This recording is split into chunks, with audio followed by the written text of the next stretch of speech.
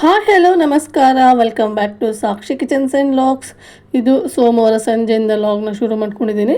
ಹಾಗೆ ಇವತ್ತಿನ ಲಾಗಲ್ಲಿ ನಮ್ಮ ಮನೇಲಿ ನಾನು ಪೊಂಗಲ್ನ ಯಾವ ಥರ ಮಾಡ್ತೀನಿ ಅಂತ ನಿಮ್ಮ ಜೊತೆಗೆ ಶೇರ್ ಮಾಡ್ತಿದ್ದೀನಿ. ಹಾಗಾಗಿ ವಿಡಿಯೋನ ಎಲ್ಲೂ ಸಹ ಸ್ಕಿಪ್ ಮಾಡ್ದೇನೆ ಪೂರ್ತಿಯಾಗಿ ನೋಡಿ. ಇನ್ ಕೇಸ್ ಈ ವಿಡಿಯೋ ನಿಮ್ಗೆ ಏನಾದರೂ ಇಷ್ಟ ಆದರೆ ಪ್ಲೀಸ್ ಲೈಕ್ ಮಾಡಿ, ಶೇರ್ ಮಾಡಿ, ಕಾಮೆಂಟ್ ಮಾಡಿ. ಹಾಗೆ ಇನ್ನೂ ಯಾರು ನನ್ನ ಚಾನಲ್ನ ಸಬ್ಸ್ಕ್ರೈಬ್ ಮಾಡಿಲ್ಲ ಪ್ಲೀಸ್ ಸಬ್ಸ್ಕ್ರೈಬ್ ಮಾಡ್ಕೊಂಡು ನೋಡಿ. ನಿಮ್ಮದೊಂದು ಸಬ್ಸ್ಕ್ರೈಬ್ ನನಗೆ ತುಂಬಾ ಇಂಪಾರ್ಟೆಂಟ್ ಆಗುತ್ತೆ. ಹಾಗೆ ಸುಮಾರು ಜನ ಹಾಗೆ ನೋಡ್ತಾ ಇದ್ದೀರಾ. ಹೇಗಿದ್ರು ನನ್ನ ವೀಡಿಯೋಸ್ ನಿಮಗೆ ಇಷ್ಟ ಆಗ್ತಾಯಿದೆ ಅಂತ ಅನ್ಕೋತೀನಿ. ನೋಡ್ತೀರಲ್ವ, ಒಂದು ಸಬ್ಸ್ಕ್ರೈಬ್ ಬಟನ್ನ ಪ್ರೆಸ್ ಮಾಡಿ ನೋಡಿದರೆ ನನಗೂ ಸಹ ತುಂಬಾ ಯೂಸ್ಫುಲ್ ಆಗುತ್ತೆ. ಇನ್ನು ಇಲ್ಲಿ ಸೋಮವಾರ ಸಂಜೆ ಅಡುಗೆ ಮಾಡಬೇಕಾಗಿತ್ತು. ಅಂದರೆ ಅಡುಗೆ ಮಾಡೋದಕ್ಕೆ ಇವತ್ತು ಬೇಜಾರೇ ಆಗಿತ್ತು. ಏನು ಮಾಡೋದಪ್ಪ ಅಂತ ಯೋಚನೆ ಮಾಡ್ತಾಯಿದ್ದೆ. ಆವಾಗ ನನ್ನ ಮಗಳು ಬಂದು, ಅಮ್ಮ ಪೊಂಗಲ್ ಮಾಡೋದು ತುಂಬ ದಿನ ಆಯಿತು, ಪೊಂಗಲ್ ಮಾಡಿಲ್ಲ ಅಂತ ಅಂದ್ಲು. ಹಾಗಾಗಿ ಇಲ್ಲಿ ರಾತ್ರಿ ಊಟಕ್ಕೆ ಇವತ್ತು ಪೊಂಗಲ್ನ ಮಾಡೋಣ ಅಂತ ಪೊಂಗಲ್ಗೆ ಒಂದು ಸ್ವಲ್ಪ ಶುಂಠಿ ಹಾಗೆ ಮೆಣಸಿನ್ಕಾಯಿ ಕಾಯಿ ಅದೆಲ್ಲ ಬೇಕಾಗಿತ್ತು. ಅದನ್ನೆಲ್ಲ ನೀಟಾಗಿ ಇಲ್ಲಿ ಕಟ್ ಮಾಡಿ ಇಟ್ಕೊತಾ ಇದ್ದೀನಿ.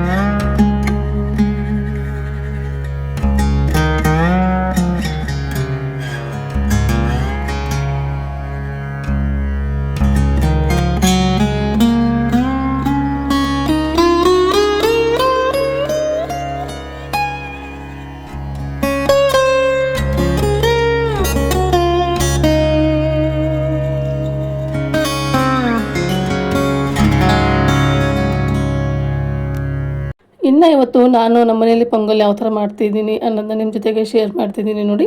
ಮೊದಲಿಗೆ ಒಂದು ಕುಕ್ಕರ್ ಇಟ್ಕೊಂಡಿದ್ದೀನಿ. ಅದಾದ ನಂತರ ಕುಕ್ಕರ್ ಕಾದಾದ ನಂತರ ಇಲ್ಲಿ ಎಣ್ಣೆನೇ ಸೇರಿಸ್ಕೊತಿದ್ದೀನಿ. ನೀವು ಎಣ್ಣೆ ಬದಲಾಗಿ ತುಪ್ಪನೂ ಸಹ ಸೇರಿಸ್ಕೋಬೋದು. ಇಲ್ಲಿ ಎಣ್ಣೆ ಜಾಸ್ತಿ ಹಾಕ್ಕೋಬೇಕನ್ನೋ ಅಗತ್ಯತೆ ಇರಲ್ಲ. ಒಂದು 2 ಅಥವಾ 3 ಸ್ಪೂನ್ ಹಾಕ್ಕೊಂಡ್ರೆ ಸಾಕಾಗುತ್ತೆ. ಇನ್ನು ಎಣ್ಣೆ ಕಾದಾದ ನಂತರ ಕರಿಬೇವಿನ ಸೊಪ್ಪು ಹಾಗೆ ಕಟ್ ಮಾಡಿ ಇಟ್ಕೊಂಡಿರುವಂತಹ ಹಸಿ ಮೆಣಸಿನ್ಕಾಯಿ ಹಾಗೆ ಚಿಕ್ಕ ಚಿಕ್ಕದಾಗಿ ಕಟ್ ಮಾಡಿ ಇಟ್ಕೊಂಡಿರುವಂತಹ ಶುಂಠಿ ಚಿಕ್ಕ ಚಿಕ್ಕದಾಗಿ ಕಟ್ ಮಾಡಿ ಇಟ್ಕೊಂಡಿರುವಂತಹ ಕಾಯಿ ಪೀಸಸ್ನು ಸಹ ಸೇರಿಸ್ಕೊತಿದ್ದೀನಿ. ನೀವು ಬೇಕಾದರೆ ಇಲ್ಲಿ ಕೊಬ್ಬರಿ ತುರಿನೂ ಸಹ ಸೇರಿಸ್ಕೋಬೋದು. ಇನ್ನು ಅದ್ರ ಜೊತೆಗೆ 1 ಸ್ಪೂನ್ ಆಗುವಷ್ಟು ಜೀರಿಗೆ, ಒಂದು ಅರ್ಧ ಸ್ಪೂನ್ ಆಗುವಷ್ಟು ಕಾಳು ಮೆಣಸನ್ನ ಸೇರಿಸ್ಕೊತಿದ್ದೀನಿ. ನಾನು ಕಾಳು ಮೆಣಸಿನ ಏನು ಕ್ರಷ್ ಮಾಡಿಲ್ಲ, ಇಲ್ಲಿ ಹಾಗೇ ಇಡೇದಾಗಿ ಸೇರಿಸ್ಕೊಂಡಿದ್ದೀನಿ. ಯಾಕಂದರೆ ಮಕ್ಕಳು ಸಹ ತಿಂತಾರೆ ನೋಡಿ, ಕಾಳು ಮೆಣಸು ತುಂಬಾ ಖಾರ ಇರುತ್ತೆ. ಹಾಗಾಗಿ ಇನ್ನು ಅದನ್ನೆಲ್ಲ ಸೇರಿಸ್ಕೊಂಡು ನೀಟಾಗಿ ಒಂದ್ಸರಿ ಮಿಕ್ಸ್ ಮಾಡ್ಕೋಬೇಕಾಗುತ್ತೆ. ಅದಾದ ನಂತರ ನಾವಿಲ್ಲಿ ಹಸಿ ಕಾಯಿ ಏನು ಹಾಕಿದ್ದೀವಿ ಅಲ್ವಾ, ಅದೊಂಚೂರು ಕಲರ್ ಚೇಂಜ್ ಆಗಬೇಕು, ಅಲ್ಲಿವರೆಗೂ ಇದನ್ನ ಫ್ರೈ ಮಾಡ್ಕೋಬೇಕಾಗುತ್ತೆ. ಅದಾದ ನಂತರ ಇಲ್ಲಿ 1 ಗ್ಲಾಸ್ ಆಗುವಷ್ಟು ಹೆಸರುಬೇಳೆ ಹಾಗೆ 1 ಗ್ಲಾಸ್ ಆಗುವಷ್ಟು ಅಕ್ಕಿನ ತೊಗೊಂಡಿದ್ದೀನಿ. ಚಿಕ್ಕ ಗ್ಲಾಸಲ್ಲಿ 1 ಗ್ಲಾಸ್ ತೊಗೊಂಡಿದ್ದೀನಿ. ಅದನ್ನ ನೀಟಾಗಿ ವಾಶ್ ಮಾಡಿಕೊಂಡು ಇಲ್ಲಿ ಇದಕ್ಕೆ ಸೇರಿಸ್ಕೊತಾ ಇದ್ದೀನಿ. ಇವಾಗ ಅಕ್ಕಿ ಹಾಗೆ ಬೇಳೆನೂ ಸಹ ನೀಟಾಗಿ ಸೇರಿಸ್ಕೊಂಡು ಈ ಥರ ನೀಟಾಗಿ ಫ್ರೈ ಮಾಡ್ಕೋಬೇಕಾಗತ್ತೆ.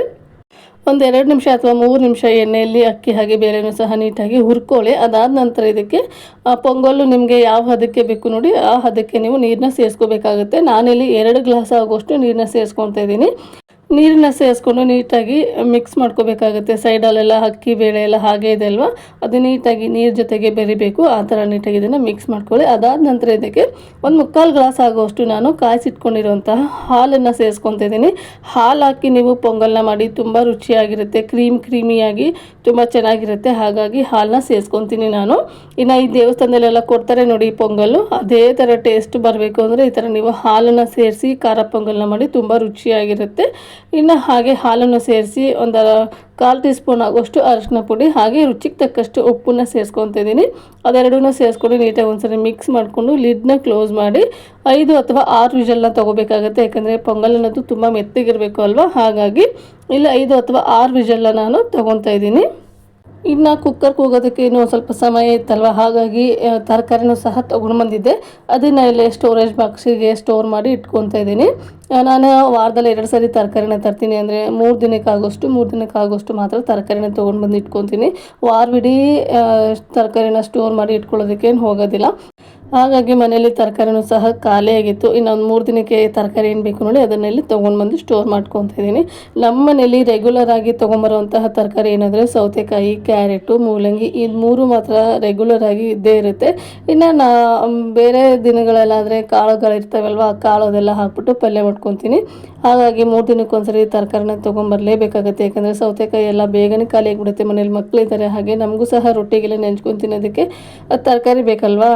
ಹಾಗಾಗಿ ನಾನು 3 ದಿನಕ್ಕೆ ಈ ಥರ ತರಕಾರಿಗಳನ್ನ ತೊಗೊಂಬಂದು ಸ್ಟೋರ್ ಮಾಡಿ ಇಟ್ಕೊತೀನಿ. ಹಾಗೆ ಈ ಥರ ಕರಿಬೇವಿನ ಸೊಪ್ಪು, ಕೊತ್ತಂಬರಿ ಸೊಪ್ಪು ಅದೆಲ್ಲ ಸ್ಟೋರ್ ಮಾಡ್ಕೋಬೇಕಾದ್ರೆ ಈ ಥರ ಕೆಳಗಡೆ ಟಿಶ್ಯೂಗಳನ್ನ ಹಾಕ್ಕೊಂಡು ನಾವು ನೀಟಾಗಿ ಸ್ಟೋರ್ ಮಾಡಿ ಇಟ್ಕೊಂಡ್ಬಿಟ್ರೆ 1 ವಾರ ಅಥವಾ 15 ದಿನ ಆದ್ರೂ ಕರಿಬೇವಿನ ಸೊಪ್ಪು ಇದೇ ಥರನೇ ಇರುತ್ತೆ. ಎಲ್ಲೂ ಸಹ ಬಾಡಿ ಹೋಗಿರೋ ಥರ ಅನ್ಸೋದಿಲ್ಲ. ಯಾವ ಥರ ಫ್ರೆಶ್ ಆಗಿದೆ ಅಲ್ವ, ಇದೇ ಥರ ಫ್ರೆಶ್ ಆಗಿನೇ ಇರುತ್ತೆ. ಹಾಗಾಗಿ ನ್ಯೂಸ್ ಪೇಪರು ಅಥವಾ ಈ ಥರ ಟಿಶ್ಯೂನ ಹಾಕ್ಕೊಂಡು ನೀವು ಸ್ಟೋರ್ನ ಮಾಡ್ಕೊಳ್ಳಿ ತರಕಾರಿನ, ತುಂಬ ಫ್ರೆಶ್ ಆಗಿ ಹಾಗೇ ಇರುತ್ತೆ ತರಕಾರಿಗಳೆಲ್ಲ.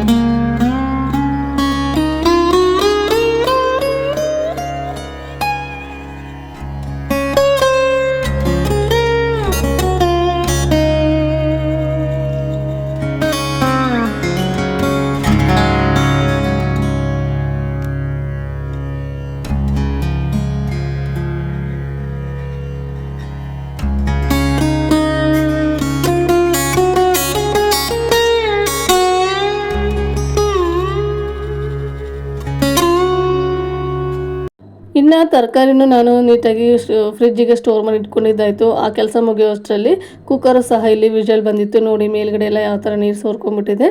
ಹಾಗೆ ರೈಸು ಹಾಗೆ ಬೇಳೆ ಅನ್ನೋದು ಸಹ ಯಾವ ಥರ ನೀಟಾಗಿ ಬೆಂದ್ಕೊಂಡಿದೆ ಅಂತ. ಹಾಗೆ ಇದೊಂದು ಸ್ವಲ್ಪ ಗಟ್ಟಿ ಅಂತ ಅನ್ನಿಸ್ತಾ ಇತ್ತು. ಹಾಗಾಗಿ ನಾನಿಲ್ಲಿ ಇನ್ನೊಂದು ಅರ್ಧ ಗ್ಲಾಸ್ ಆಗೋಷ್ಟು ನೀರನ್ನ ಹಾಕ್ಕೊಂಡು ಇಲ್ಲಿ ಕುದಿಸ್ಕೊತಾ ಇದ್ದೀನಿ. ಈ ಟೈಮಲ್ಲಿ ಏನಾದರೂ ಉಪ್ಪು ಕಡಿಮೆ ಆದರೆ ನೀವು ಉಪ್ಪನ್ನು ಸಹ ಸೇರಿಸ್ಕೋಬಹುದು. ನೀರನ್ನ ಸೇರಿಸ್ಕೊಂಡು ಒಂದ್ಸರಿ ನೀಟಾಗಿ ಮಿಕ್ಸ್ ಮಾಡಿಕೊಂಡು ಒಂದು ಕುದಿ ಬರೋವರೆಗೂ ಕುದಿಸ್ಕೊಂಡ್ಬಿಟ್ರೆ ಸಾಕಾಗುತ್ತೆ. ಇನ್ನು ಹಾಗೆ ಲಾಸ್ಟಲ್ಲಿ ಕೊತ್ತಂಬರಿ ಸೊಪ್ಪನ್ನು ಸಹ ನಾನು ಸೇರಿಸ್ಕೊತಾ ಇದ್ದೀನಿ. ನೀವೇನಾದರೂ ಒಗ್ಗರಣೆಗೆ ತುಪ್ಪನ ಹಾಕಿಬಿಟ್ಟು ಒಗ್ಗರಣೆ ಮಾಡ್ಕೊಂಡಿದ್ರೆ ಈ ಹಂತದಲ್ಲಿ ತುಪ್ಪನ ಸೇರಿಸ್ಕೊಳ್ಳುವಂತಹ ಅಗತ್ಯತೆ ಇರಲ್ಲ. ನಾನಿಲ್ಲಿ ಒಗ್ಗರಣೆಗೇನು ತುಪ್ಪ ಹಾಕಿಲ್ಲ ನೋಡಿ, ಬರೀ ಎಣ್ಣೆ ಹಾಕಿಬಿಟ್ಟು ಒಗ್ಗರಣೆ ಮಾಡ್ಕೊಂಡಿದ್ದೆ ಅಲ್ವಾ. ಹಾಗಾಗಿ ಮೇಲೆಗಡೆ ತುಪ್ಪನ ಹಾಕ್ಕೊಂಡ್ರೆ ಆಯಿತು ಅಂತ ಸುಮ್ಮನೆ ಇದ್ದೀನಿ. ಇನ್ನು ನೀವು ಇದನ್ನು ಬೆಳಗಿನ ಬ್ರೇಕ್ಫಾಸ್ಟಿಗೂ ಸಹ ಮಾಡ್ಕೋಬೋದು, ಅಥವಾ ಈ ಥರ ನಂತರ ಏನಾದರೂ ಅಡುಗೆ ಮಾಡೋದಕ್ಕೆ ಬೇಜಾರಾದಾಗಲೂ ಸಹ ನೀವು ಈ ರೆಸಿಪಿನ ಮಾಡ್ಕೋಬೋದು. ಹಾಗೆ ಹೆಲ್ತಿಯಾಗೂ ಸಹ ಇರುತ್ತಲ್ವ. ಹಾಗಾಗಿ ಮಕ್ಕಳೆಲ್ಲ ತುಂಬಾ ಇಷ್ಟಪಟ್ಟು ತಿಂತಾರೆ ನಮ್ಮ ಮನೆಯಲ್ಲಿ. ಹಾಗಂತ ಡೈಲಿ ಸಹ ನಾನು ಮಾಡೋದಕ್ಕೇನು ಹೋಗಲ್ಲ. ತುಂಬಾ ರೇರು ಈ ಥರ ಬಿಸಿಬೇಳೆಬಾತು ಹಾಗೆ ಈ ಥರ ಪೊಂಗಲೆಲ್ಲ ಮಾಡೋದು ತುಂಬಾ ರೇರು. ಈ ಥರ ಅಡುಗೆ ಮಾಡೋದಕ್ಕೆ ಬೇಜಾರಾದಾಗ ಮಾತ್ರ ಈ ಥರ ಪೊಂಗಲು ಅಥವಾ ಏನಾದರೂ ರೈಸ್ ಐಟಮ್ಗಳನ್ನ ಮಾಡ್ಕೊತೀನಿ. ಇನ್ನು ನಾನು ಸಹ ಇಲ್ಲಿ ಪ್ಲೇಟಿಗೆ ಸರ್ವ್ ಮಾಡ್ಕೊಂಡಿದ್ದೀನಿ ನೋಡಿ. ನನಗೆ ಈ ಪೊಂಗಲ್ ಜೊತೆಗೆ ಉಪ್ಪಿನಕಾಯಿ ಇದ್ರೆ ತುಂಬಾ ಇಷ್ಟ ಆಗುತ್ತೆ. ಹಾಗಾಗಿ ಉಪ್ಪಿನಕಾಯಿ ಜೊತೆಗೆ ಪೊಂಗಲ್ನ ಸರ್ವ್ ಮಾಡಿದ್ದೀನಿ. ಸಖತ್ ಟೇಸ್ಟಿಯಾಗಿರುತ್ತೆ. ಯಾರೆಲ್ಲ ಪೊಂಗಲ್ನ ಉಪ್ಪಿನಕಾಯಿ ಜೊತೆಗೆ ತಿಂದಿದ್ದೀರಾ ಅಂತ ನನಗೆ ಕಮೆಂಟ್ ಸೆಕ್ಷನಲ್ಲಿ ಮಾಡಿ ತಿಳಿಸಿ. ಒಬ್ಬೊಬ್ಬರಿಗೆ ಕಾಯಿ ಚಟ್ನಿ ಇದ್ದರೆ ತುಂಬ ಇಷ್ಟಪಡ್ತಾರೆ. ನನಗೆ ಕಾಯಿ ಚಟ್ನಿಗಿನ್ನ ಈ ಥರ ಉಪ್ಪಿನಕಾಯಿ ಇದ್ದರೆ ತುಂಬಾ ಇಷ್ಟ ಆಗುತ್ತೆ. ಹಾಗಾಗಿ ಇನ್ನು ಈ ಪೊಂಗಲ್ ಮಾತ್ರ ಸೂಪರ್ ಟೇಸ್ಟಿಯಾಗಿತ್ತು. ನನಗೆ ಮಾತ್ರ ತುಂಬಾ ಇಷ್ಟ ಆಗೋಯಿತು ಇವತ್ತು. ಹಾಗೆ ಊಟನೆಲ್ಲ ಮುಗಿಸ್ಕೊಂಡು ಸಹ ಬಂದಿದ್ದಾಯಿತು. ಇನ್ನು ಊಟ ಎಲ್ಲ ಮುಗಿಸ್ಕೊಂಡು ಮಾಮೂಲಿ ಕೆಲಸ ಇರುತ್ತಲ್ವ, ಪಾತ್ರೆ ತೊಳೆಯೋದು ಹಾಗೆ ಅಡುಗೆ ಮನೆ ಕ್ಲೀನಿಂಗ್ ಕೆಲಸ ಇರುತ್ತಲ್ವ, ಆ ಕೆಲಸನ ಇಲ್ಲಿ ಮುಗಿಸ್ಕೊತಾ ಇದ್ದೀನಿ. ಈ ಅಡುಗೆ ಮನೆ ಕ್ಲೀನಿಂಗ್ ಕೆಲಸ ಏನಾದರೂ ಹೀಗೆ ಇಟ್ಬಿಟ್ಟು ನಾವೇನಾದರೂ ಮಲ್ಕೊಂಡ್ಬಿಟ್ರೆ ಬೆಳಗ್ಗೆ ಎದ್ದ ತಕ್ಷಣ ಅಡುಗೆ ಮನೆ ಬಂದು ನೋಡಿದ ತಕ್ಷಣ ನಮ್ಮ ಬೆಳಗ್ಗೆನೇ ಮೂಡ್ ಆಫ್ ಆಗೋದಂತೂ ಗ್ಯಾರಂಟಿ. ಹಾಗಾಗಿ ನಾನು ಯಾವತ್ತೂ ಪಾತ್ರೆನ ಇಟ್ಬಿಟ್ಟು ಹಾಗೆ ಅಡುಗೆ ಮನೆ ಕ್ಲೀನಿಂಗ್ನ ಹಾಗೆ ಬಿಟ್ಬಿಟ್ಟು ಅಂತೂ ಮಲ್ಗೋದಕ್ಕೆ ಹೋಗಲ್ಲ. ಪಾತ್ರೆ ಕ್ಲೀನ್ ಮಾಡಿ ಹಾಗೆ ಗ್ಯಾಸ್ ಕಟ್ಟಿ ಏನಿದೆ ಅಲ್ವಾ ಸೀಲಿಂಗು ಅದು ಹಾಗೆ ಟೈಲ್ಸ್ ಏನಿದೆ ಅಲ್ವಾ ಅದೆಲ್ಲ ನೀಟಾಗಿ ವಾಶ್ ಮಾಡಿಕೊಂಡು ನೀಟಾಗಿ ಇಟ್ಬಿಟ್ಟು ಮಲಗ್ತೀನಿ. ಈ ಥರ ಮಾಡೋದ್ರಿಂದ ಬೆಳಗ್ಗೆ ನಮಗೂ ಸಹ ಫ್ರೆಶ್ ಆಗಿ ಕಾಣಿಸ್ತಾ ಇರುತ್ತೆ. ಅಡುಗೆ ಮಾಡೋದಕ್ಕೂ ಸಹ ತುಂಬಾ ಖುಷಿಯಾಗಿರುತ್ತೆ. ಹಾಗಾಗಿ ಈ ಥರ ಮಾಡ್ಕೊತೀನಿ ನಾನು ಯಾವಾಗ್ಲೂ. ಇನ್ನು ನಾಳೆ ಬೆಳಗ್ಗೆ ಕುಡಿಯೋ ನೀರು ಸಹ ಬರ್ತಾ ಇತ್ತು. ಇನ್ನು ಬೆಳಗ್ಗೆ ಎಲ್ಲ ತೊಳ್ಕೊಂಡು ಕೂತ್ಕೊಂಡ್ರೆ ಅಡುಗೆ ಮಾಡೋದಕ್ಕೆ ಟೈಮ್ ಆಗೋಲ್ಲ ಅಂತ ಹೇಳಿ ಕುಡಿಯೋ ನೀರನ್ನ ಏನು ತುಂಬಿಸಿರ್ತೀನಲ್ವ ಅದೆಲ್ಲ ಪಾತ್ರೆಗಳಲ್ಲಿ ನೀಟಾಗಿ ತೊಳೆದ್ಬಿಟ್ಟು ಇಟ್ಕೊತಿದ್ದೀನಿ. ಇದೊಂದು ಗ್ಲಾಸಿನ ಜಾರ್ ಇತ್ತು, ಅದನ್ನು ಸಹ ನೀಟಾಗಿ ವಾಶ್ ಮಾಡಿ ಇಟ್ಕೊತಿದ್ದೀನಿ.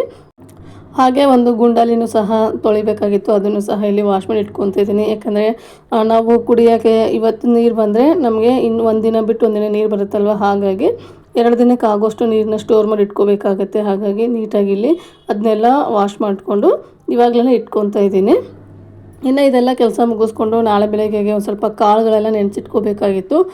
ಬೆಳಗ್ಗೆ ಸಲಾಡ್ ತಿನ್ನೋದಕ್ಕೆ ಅಂತ ಕಡಲೆಕಾಳು ಹಾಗೆ ಶೇಂಗನ್ನು ಸಹ ನೆನೆಸಿಟ್ಕೋಬೇಕಾಗಿತ್ತು. ಹಾಗೆ ಹೆಸರು ಕಾಳನ್ನು ಸಹ ಮೊಳಕೆ ಕಟ್ಸಿಡೋಣ ಅಂತ ಅಂದ್ಕೊಂಡು ಅದನ್ನೆಲ್ಲ ಇಲ್ಲಿ ನೆನೆಸಿಟ್ಕೊತಾ ಇದ್ದೀನಿ. ಇನ್ನು ಇವತ್ತಿನ ಲಾಗ್ನ ಇಲ್ಲಿಗೆ ಎಂಡ್ ಮಾಡ್ತಾಯಿದ್ದೀನಿ. ನಾನು ಮಾಡಿರುವಂತಹ ಲಾಗು, ನಾನು ಮಾಡಿರುವಂತಹ ರೆಸಿಪಿ ನಿಮಗೇನಾದರೂ ಇಷ್ಟ ಆದರೆ ಪ್ಲೀಸ್ ಲೈಕ್ ಮಾಡಿ, ಶೇರ್ ಮಾಡಿ, ಕಾಮೆಂಟ್ ಮಾಡಿ. ಹಾಗೆ ಇನ್ನೂ ಯಾರು ನನ್ನ ಚಾನಲ್ನ ಸಬ್ಸ್ಕ್ರೈಬ್ ಮಾಡಿಲ್ಲ ನೋಡಿ, ಪ್ಲೀಸ್ ಸಬ್ಸ್ಕ್ರೈಬ್ ಮಾಡ್ಕೊಂಡು ನೋಡಿ. ನಿಮ್ಮದೊಂದು ಸಬ್ಸ್ಕ್ರೈಬು ನನಗೆ ತುಂಬಾ ಇಂಪಾರ್ಟೆಂಟ್ ಆಗುತ್ತೆ. ಹಾಗೆ ನಿಮ್ಮ ಫ್ಯಾಮಿಲಿ ಆ್ಯಂಡ್ ಫ್ರೆಂಡ್ಸಿಗೂ ಸಹ ಈ ವಿಡಿಯೋನ ಶೇರ್ ಮಾಡಿ. Thank you.